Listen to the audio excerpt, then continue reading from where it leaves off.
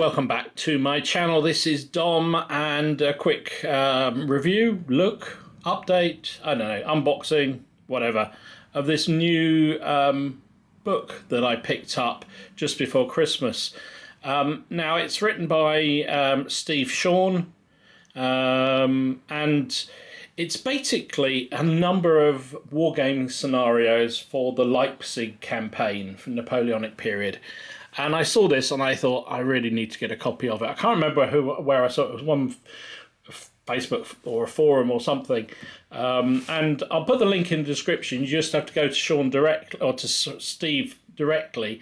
And I think this cost me, with postage, to first class postage, £23.50, which I thought was tremendous value. And it's a lovely pamphlet. He's obviously put together himself. It is 12 scenarios, specially commissioned maps, dozens of colour photographs, and they are awesome as well. Very special rules.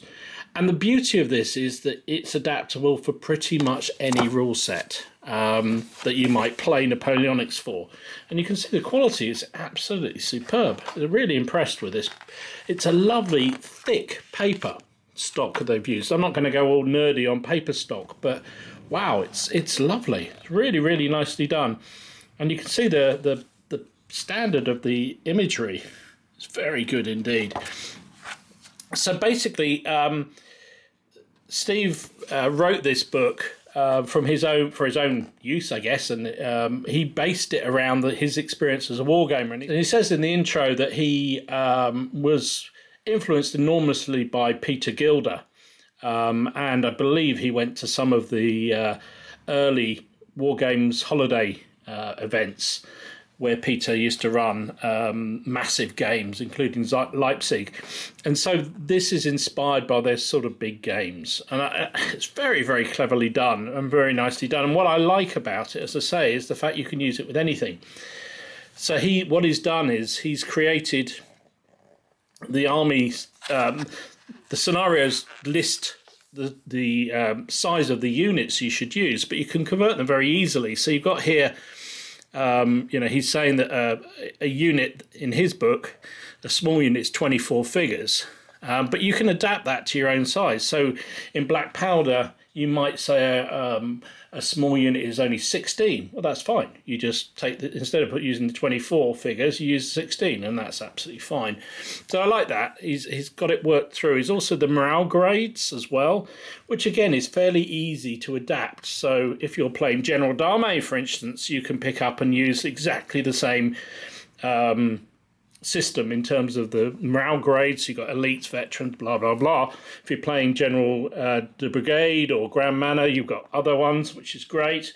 And it wouldn't take much to convert them into black powder, because you've got all the stats for the different, first and second class regiments in black powder that you could just adapt very quickly. So thumbs up there. And that's really why I liked this book particularly, because I thought this would be really nice to adapt and use whatever system you're using. Now, the only one problem I've got with this book, he talks about the antagonists. So he's got French, the Russians, Prussians and Austrians. No mention of the Swedes. I know. Swedes didn't really do much in the campaign, but I still have a love of the Swedes, so don't know why. Anyway, so let's look at the battles. We've got in here, as I said, 12 battles. You've got Liberatsky. Oh, God, this is the problem. I'm going to butcher every word. So you've got the cavalry battle. You've got Lindenau, Mockern, Waven. You've got... Anyway, I'm not going to go through every one of them, but you've got the 12 different battles here, which is awesome. And what is done on each of them, he gives you a bit of background to the battle itself, the situation that came up in this campaign, at this stage of the campaign, your deployment points, which work with the map beautifully. So it tells you exactly where you're supposed to deploy and where reinforcements are supposed to come on, any special rules. So I like this one. In this cavalry battle, Murat, It says, Murat, true to form, failed to direct the battle as commander-in-chief and became personally involved in the fighting. For the first 10 moves, roll a d6 to see how Murat reacts. On a score of 1 to 2, he must attach himself to the nearest regiment and move at charge speed towards the enemy until contact is made. He must remain with that regiment until that happens. He will then take part in the melee and test for becoming a casualty as per the rules that you're using.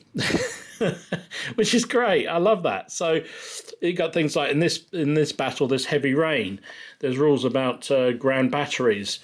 It gives you the details on the terrain for the map, which is great, and the objectives for the game and how long it should last. So you've got everything you need. But of course, you've also got the troop composition. So in this, he's broken it down again. I think, he's if I look at this 9th Cavalry Division on the French side, you've got the 3rd Hussars, which he says is 16 figures. Now, if I go back to the book, 16 on a cavalry is a standard regiment. So you know that whatever your system is using, it's a standard regiment. So, and they are morale grade 3, which is in General d'Armée Grenadier level, and veteran in General Brigade and also Grand Manner. So you know that they're high quality troops. Then you've got the 27th Chasseurs, 14th Chasseurs, who are 20 figure units, which again, is standard because he's put it down here. He said 16 to 20 is a standard cavalry unit. So they're standard size units, but their grade morale is 4, which is standard line. So you know that division is what it's composed of, which I think is great. So as I say, you can convert very, very quickly.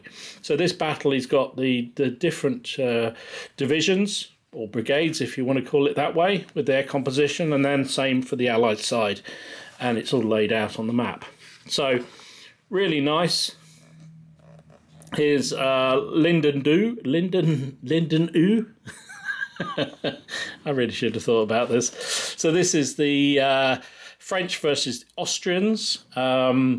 You've got special rules, which basically talks about lack of coordination by the Austrians in their attack. And then again, you break out the different formations. So you've got an independent French brigade here, or division. So the 2nd Battalion, 96th Line, has 36 figures and is morale grade 5. So again, you go back to your book, 36 figures on an infantry unit is again standard, and grade 5 means they're reservists or 2nd class line. So it's got everything laid out beautifully. You've got the, again, very nice map. You can see that, very nice map, clearly marking all the deployment points and where troops need to come on, and objectives and lengths of game. And, I think that's the thing that strikes me with this book, is that it's really obviously written by a wargamer for wargamers. You've got everything you need to be able to refight these battles. It'd be really simple. And I, for one, I'm going to thoroughly enjoy working my way through here. I'll say my only slight criticism is the Swedes don't feature. But, hey, can't make miracles.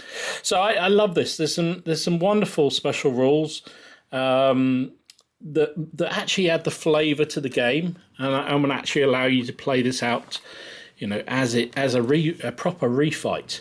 A lot of cavalry. You're going to need lots of cavalry for these games, that's for sure, because they are big cavalry battles.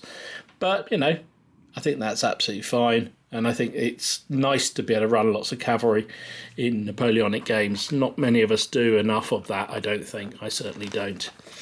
So, absolutely love this book. Really thoroughly recommend it. I think it's a really good read, but also gets your juices going as a gamer. And the quality of the pictures is absolutely phenomenal.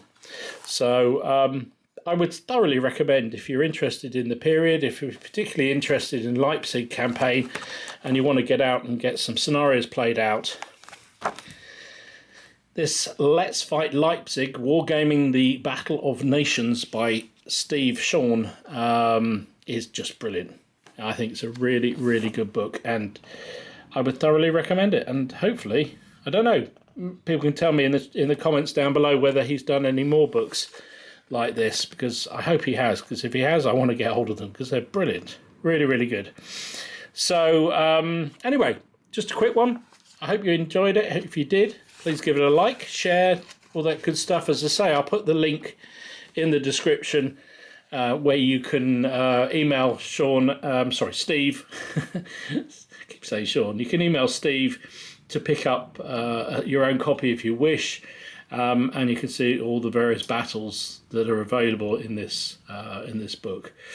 Lovely book. Thoroughly recommended. Anyway, I hope that was useful to you. I hope you enjoyed looking through that. So just a quick video, but I was so impressed. I took it away with me over New Year and I read it cover to cover. You can see I've been fingering my way through it, so to speak.